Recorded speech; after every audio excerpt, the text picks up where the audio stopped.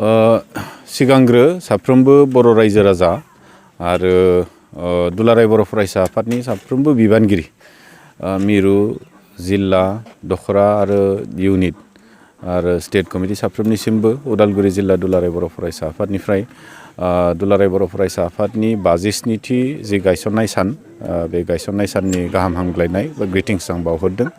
दिनै दुलाराय बर' फरायसा आफादा थांनाय 1967 मायथाइनि 15 फेब्रुवारियाव बा दिनैनि तारिखआव माखासे गोथार थांखि आरो उद्देश्यफोरखौ लानानै दाजेन जादोंमोन आरो बे आफादानो दिनै 57 बोसोर मोनफैबाय। जिहेतु दाजेननायावनो बे आफादनि थांखि आरो उद्देश्यआ गोथारमोन। दा बेखाय साफ्रोमबो रायजो राजा मेलेमजिबि आरो साफ्रोमबोनि अननाय साफ्रोमबोनि माने हेफाजाब मदद जों मोनबोदों आरो बे हिसाबैनो दिनै दुलाराय बर' फरायसा आफादा स्टेट सेन्ट्रेल माने भारतबर्षआवनो मोनसे फरायसा आफाद हिसाबै गायसननानै गावनि मुंखौ गायसननानै जोङो खामानि मावनायनि मोनसे परिबेसखौ लानो हानाय अबस्थायाव फैदों। दा बिनि थाखाय आं सिगांग्रो साबायखर बावगोन साफ्रोमबो बर' रायजो राजा आरो जोंनि ओनसोलफोराव थानाय साखाथि बाखाथि थानाय मोनफ्रोमबो हारिनि माहारि बिथांमोनखौ आं साबायखर बावगोन। बिथांमोन बयनिबो हेफाजाब मददखौ मोनबोनायनि थाखाय दिनै 57 बोसोर दुलाराय बर' फरायसा आफादा आगान होफैबाय आरो आसा खालामदों बयनिबो हेफाजाब आरो मददखौ फैबाय थानाय समाव जों मोनलांबाय थागोन आरो बे लेखायैनो ओनसोलनि जोंनि बर' हारिनि जिखिनि समस्याफोर मोनफ्रोमबो समस्याफोरखौ लानानै दुलाराय बर' फरायसा आफादा खामानि मावलांनो जों आवगायगोन आरो बेवहाय बयनिबो हेफाजाब मददखौ आं दिनैनि बे गायसननाय साननि गेजेरजों आं नागिरगोन। दा दिनै उदालगुरि जिल्ला दुलाराय बर' फरायसा आफाद हिसाबै जोङो माखासे थांखि लानानै हाबाफारि रनसायना खामानि मावनो थाखाय जों आवगायदों। मेनलि जोंहा मोनसे भुटान आरो अरुणाचल बर्डार जों जिहेतु माने इन्टारनेशनेल आरो मोनसे स्टेट बर्डार जों शेयार खालामो।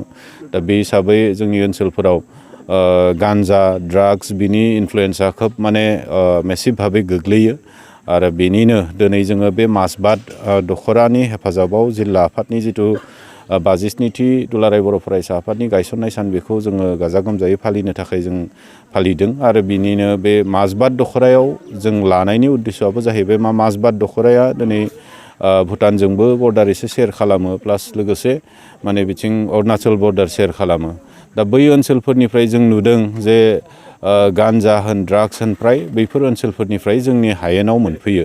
दा बे हिसाबै मासबाद दखराया दिनै माने बे ड्राग्स जौ बा माने गान्जाफोरनिफ्राय खुनु पद्धति मोनसे सेफ साइडआव गैया।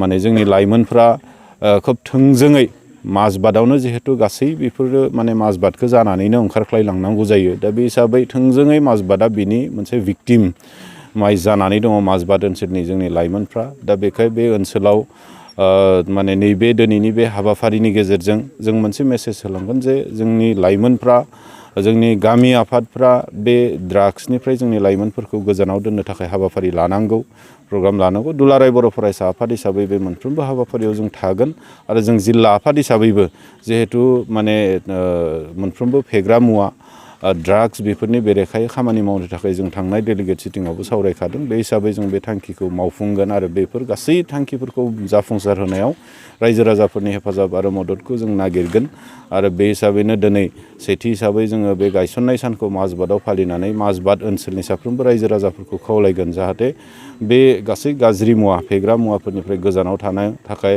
गावबागाव ओनसोलफोराव गावबागाव गामिफोराव दायित्व लालायनानै जाहाथे जोंनि लाइमोनफोरखौ एसे गोजानाव थाहोनो थाखाय खामानि मावो आरो जिल्ला आफाद हिसाबै जों फैबाय थानाय समाव मोनफ्रोमबो गामि ओनसोलफोराव जोङो एवेयारनेस प्रग्राम लागोन।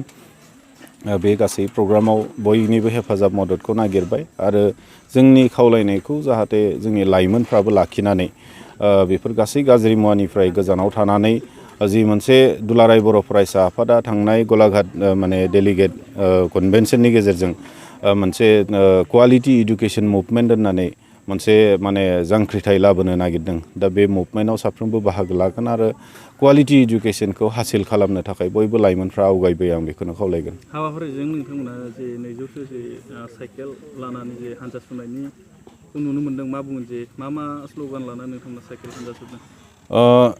नंगौ दिनै बे हाबाफारिजोंनो लोब्बा लाखिनानै साइकेल सालायनानै हान्जा सुरनाय हाबाफारि जों लादों आरो बेयावहाय जोङो स्ल'गान हिसाबै जिहेतु रायजो राजाया जोंखौ 57 बोसोर हेफाजाब खालामबोबाय बे साइकेल हान्जा सुरनायनि गेजेरजों जों मेसेज होगोन जे रायजो राजा बिथांमोनखौ जों साबायखर बावगोन आरो लोगोसे माने दुलाराय बर' फरायसा आफादा जाहाथे हदाय गोथाङै थाथों आरो रायजो राजानि अनसायनायखौ दुलाराय बर' फरायसा आफादा माने मोनलांबाय थागोन आरो लोगोसेनो जोंनि जि जौ जुवानिफ्राय गोजानाव थानांगौ, गान्जा सोबनायनिफ्राय गोजानाव थानांगौ, सोरनिबा गाज्रि खैसारिनिफ्राय जोङो गोजानाव थानो नांगौ आरो लोगोसेनो सोलोंथाइ बिथिङाव जाहाथे बयबो सांग्रां जायो बिनिनो माखासे स्ल'गानफोर लानानै जोङो दिनै बे साइकेल हान्जा सुरनाय हाबाफारिखौ लानाय जादों। क'क्राझार नोगोरनि आर.एन.बि लामाजों थांनाय बागानसालि वार्ड नाम्बार 8आव रायजो राजाफोरनि गोग्गो देहा लाखिनो थाखाय सानजोरां इन्टारप्राइजआ गोदानै जेनेसा वेलनेस प्राइभेट लिमिटेड बेखेवदों।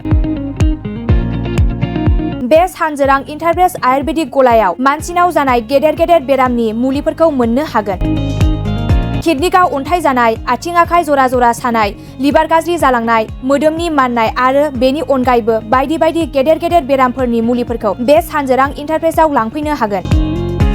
सानजोरां इन्टारप्राइजआव गासै बेरामनि मुलिफोरखौ हलसेल राङावनो लांनो हागोन। सानजोरां इन्टारप्राइज बिगोमाया फोरमायबावनाय बायदिब्ला नैबे 9954157149 जानबुं नाम्बारनि गेजेरजों नोंथांनि गोनांथि जानाय मुलिफोरखौ सुलाद लानो हागोन।